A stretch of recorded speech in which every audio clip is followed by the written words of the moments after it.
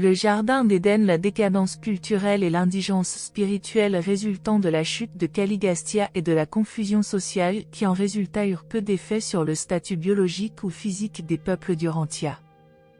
L'évolution organique se poursuivit à grands pas, tout à fait indépendamment du recul moral et culturel qui suivit si rapidement la dissidence de Caligastia et de Daligastia.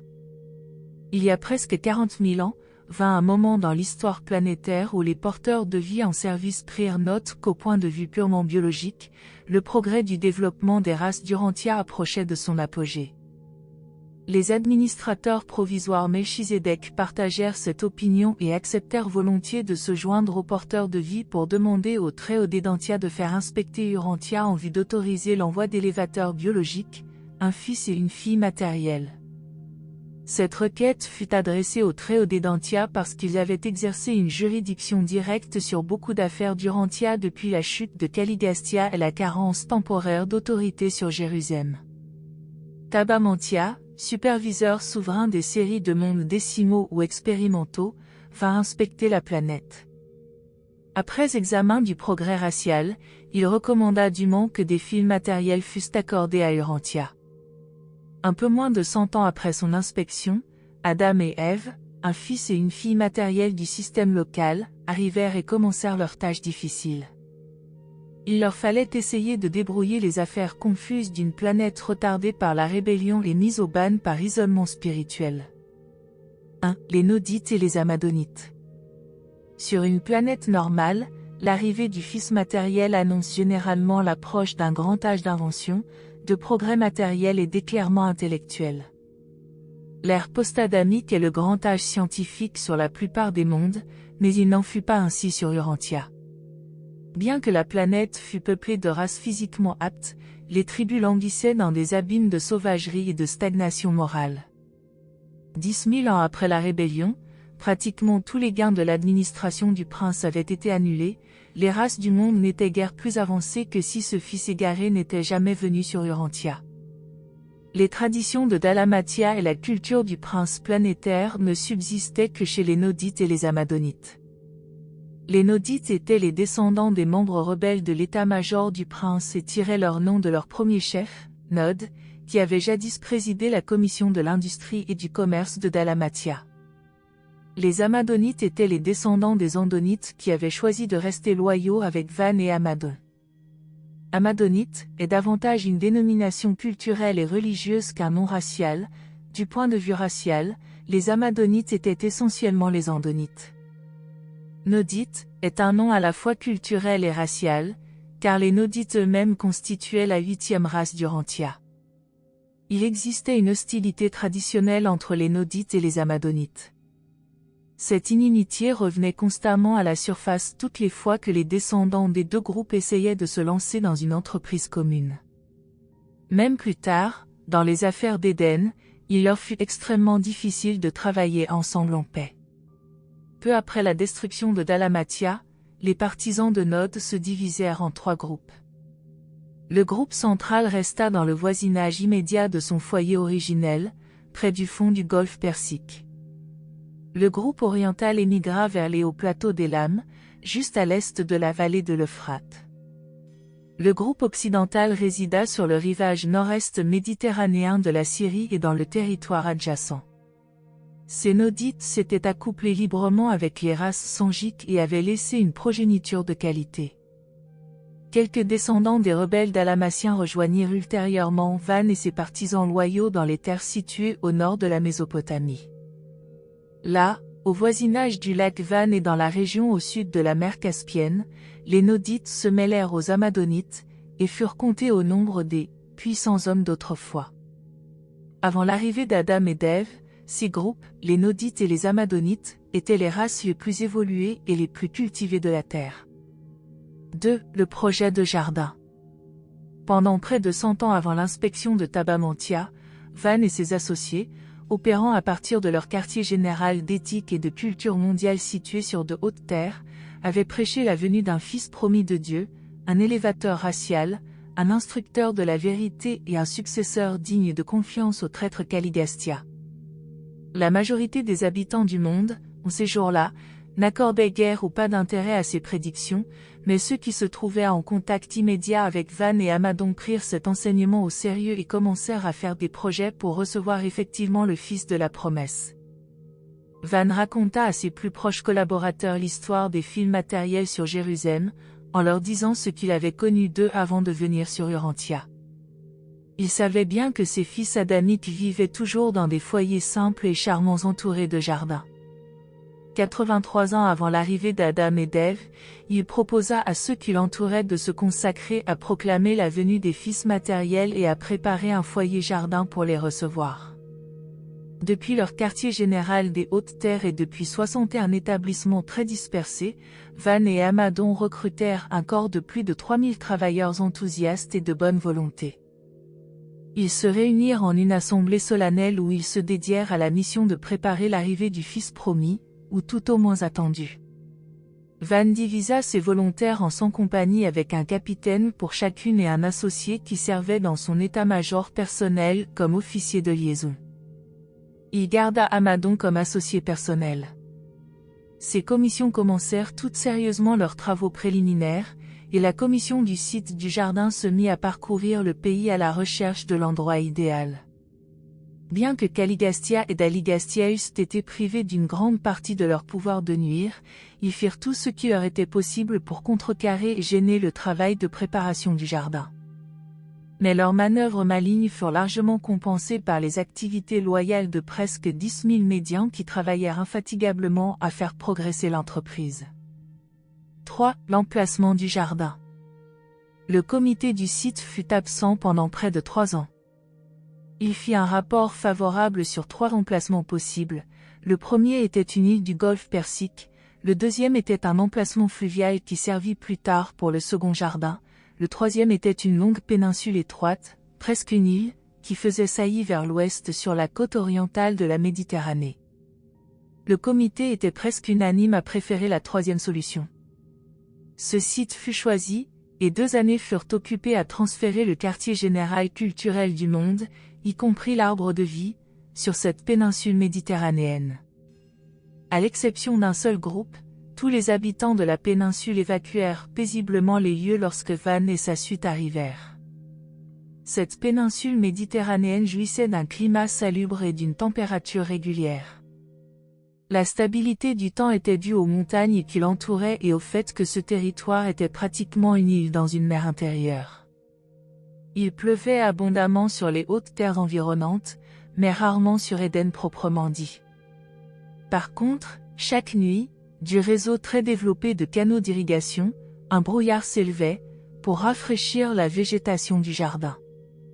Le rivage de la péninsule était très surélevé, et l'isthme qui la reliait au continent n'était large que de 43 km à son point le plus étroit.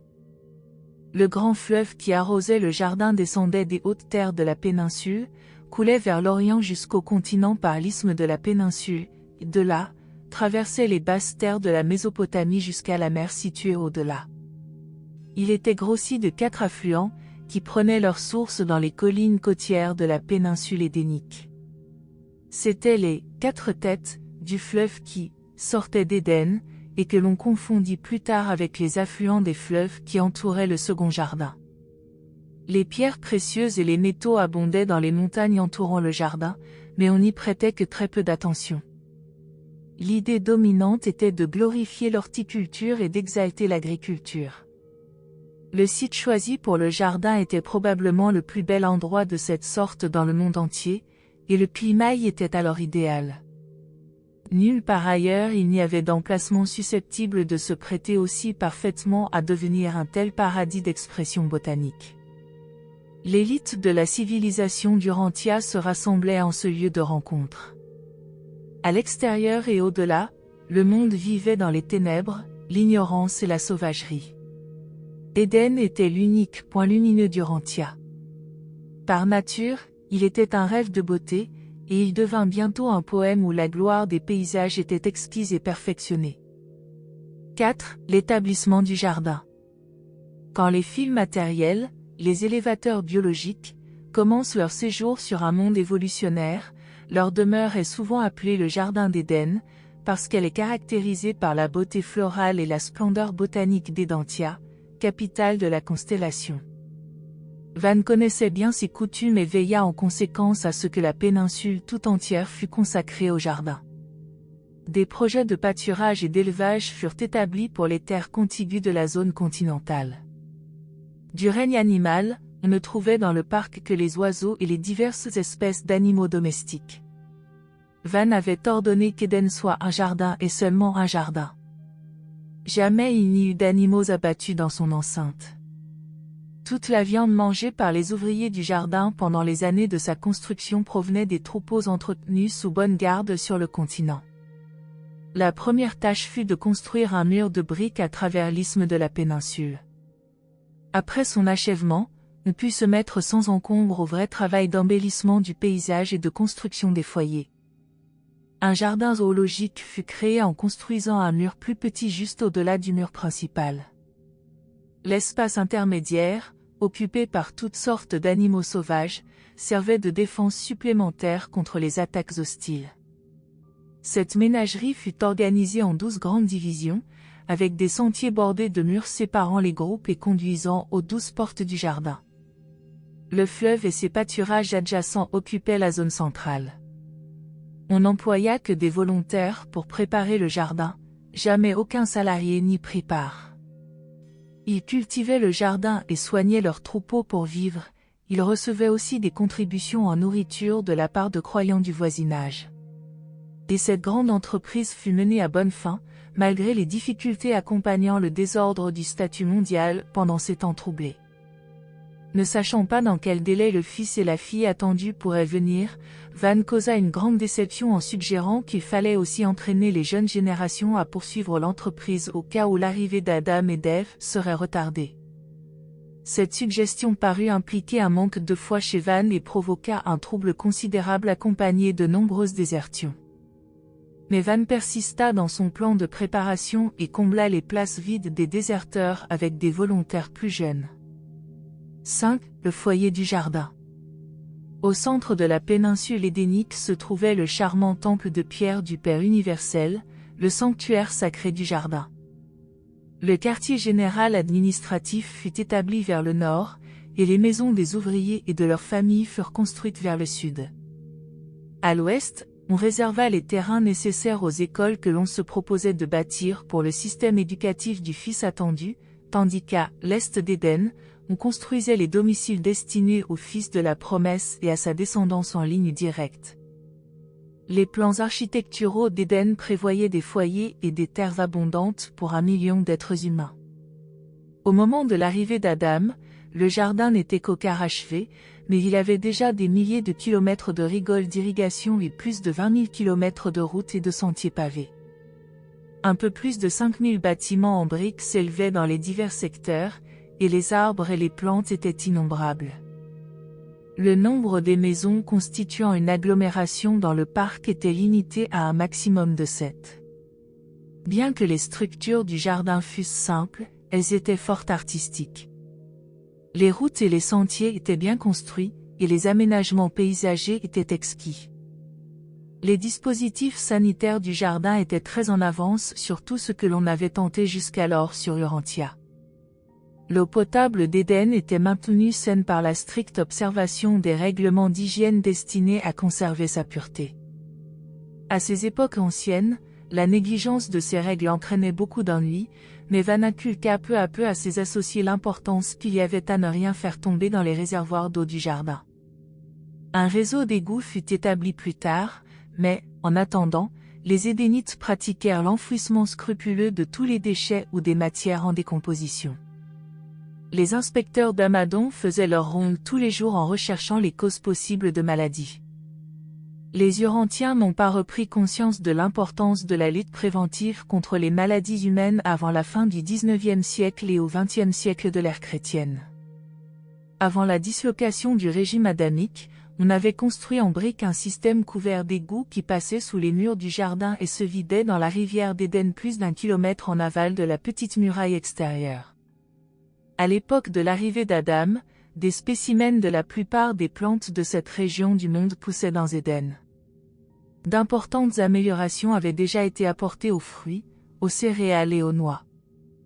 Beaucoup de légumes et de céréales modernes y furent cultivés pour la première fois, mais des dizaines de variétés de plantes nutritives furent ultérieurement perdues pour le monde. Environ 5% du jardin était utilisé pour une culture artificielle intensive, 15% n'était que partiellement exploité, le reste de la surface fut laissé plus ou moins à l'état naturel en attendant l'arrivée d'Adam, car on estima préférable d'achever le parc selon ses idées. C'est ainsi que le jardin d'Éden fut préparé pour la réception de l'Adam promis et de son épouse, et ce jardin aurait fait honneur à un monde évoluant sous une administration devenue parfaite et un contrôle normal. Adam et Ève furent très contents du plan général d'Éden, tout en apportant de nombreux changements à l'aménagement de leur demeure personnelle. Bien que le travail d'embellissement ne fût pas tout à fait terminé au moment de l'arrivée d'Adam, l'endroit était déjà un joyau de splendeur botanique.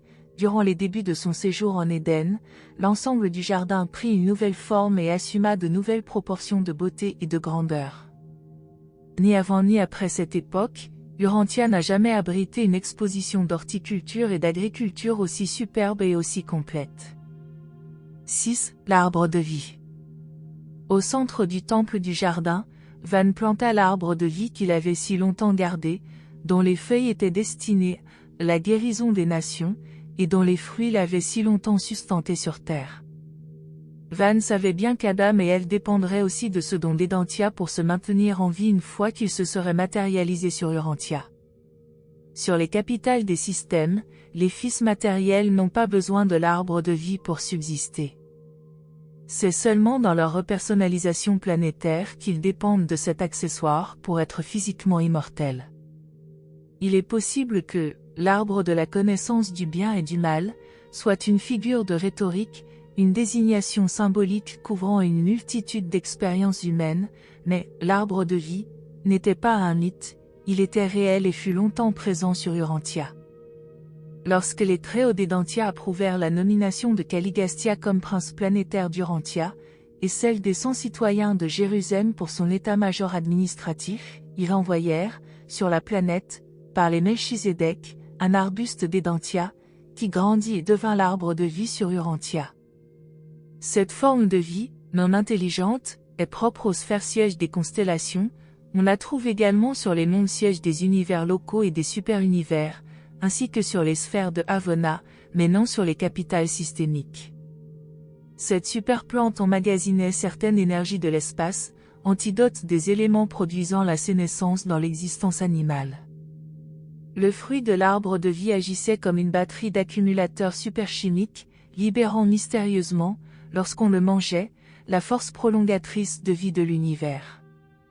Cette forme de sustentation était complètement inutile aux mortels évolutionnaires d'Urantia, mais elle était spécifiquement utile aux 100 membres matérialisés de l'état-major de Caligastia et aux 100 andonites modifiés, qui avaient apporté une contribution de leur plasma vital à l'état-major du prince et qui, en retour, avaient reçu en pleine propriété le complément de vie qui leur rendait possible d'utiliser le fruit de l'arbre de vie pour prolonger indéfiniment leur existence qui, sans cela, eût été une existence de mortel. Pendant le règne du prince, l'arbre planté en terre croissait dans la cour circulaire centrale du temple du Père. Quand la rébellion éclata, Van et ses associés firent croître, de nouveau, l'arbre, à partir du cœur, dans leur campement temporaire. Cet arbuste d'Edentia fut ensuite emporté dans leur retraite des hautes terres où il servit à Van et Amadon pendant plus de 150 000 ans. Lorsque Van et ses associés préparèrent le jardin pour Adam et Ève, ils transportèrent l'arbre d'Edentia dans le jardin d'Éden où il poussa, de nouveau, dans la cour circulaire centrale d'un temple du Père. Adam et Ève prenaient périodiquement un repas de ces fruits pour entretenir leur forme duelle de vie physique. Quand les plans du Fils matériel furent détournés de la bonne voie, Adam et sa famille n'obtinrent pas l'autorisation d'emporter le cœur de l'arbre du jardin. Quand les Nodites envahirent Éden, on leur raconta qu'ils deviendraient comme des dieux s'ils mangeaient du fruit de l'arbre. À leur grande surprise, ils le trouvèrent non gardé. Ils mangèrent abondamment de son fruit pendant des années, mais cela ne leur produisit aucun effet. Ils étaient tous des mortels matériels du royaume, dépourvus du facteur qui agit comme complément du fruit de l'arbre. Leur inaptitude à bénéficier de l'arbre de vie les rendit furieux. À l'occasion d'une de leurs guerres intestines, ils détruisirent le temple et l'arbre par le feu. Seul le mur de pierre subsista jusqu'à l'engloutissement ultérieur du jardin dans les eaux. Ce fut le second temple du Père à être ruiné. Il fallut alors que toute chair sur Urantia suive le cours naturel de la vie et de la mort. Adam, Ève, leurs enfants, les enfants de leurs enfants et leurs associés moururent tous dans la suite des temps, devenant ainsi soumis au plan d'ascension de l'univers local, où la résurrection sur les mondes des maisons suit la mort physique. 7. Le sort d'Éden. Après le départ d'Adam, le premier jardin fut diversement occupé par les Nodites, les Cuthites et les Sinthites. Il devint, plus tard, le lieu d'habitation des Nodites du Nord qui s'opposaient à la coopération avec les Adamites.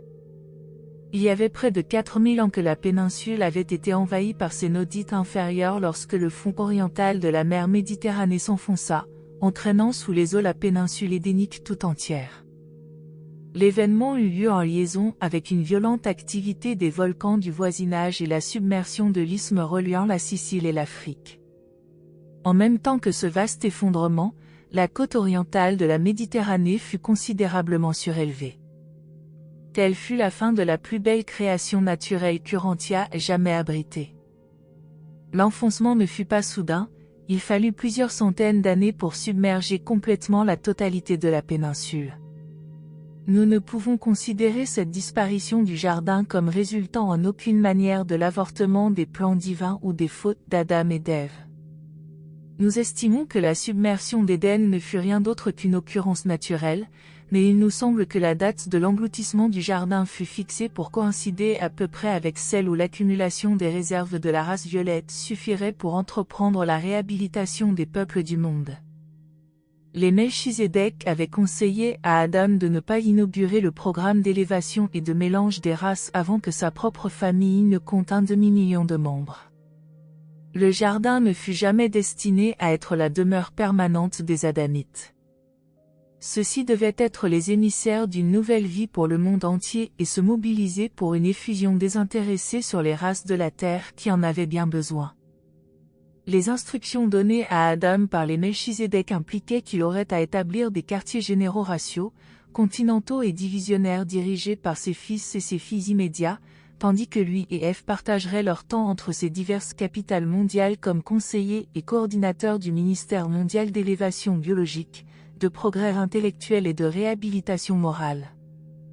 Présenté par Solonia, la voix séraphique dans le jardin. Merci de nous avoir rejoints aujourd'hui, et je vous retrouve bientôt pour une nouvelle exploration passionnante.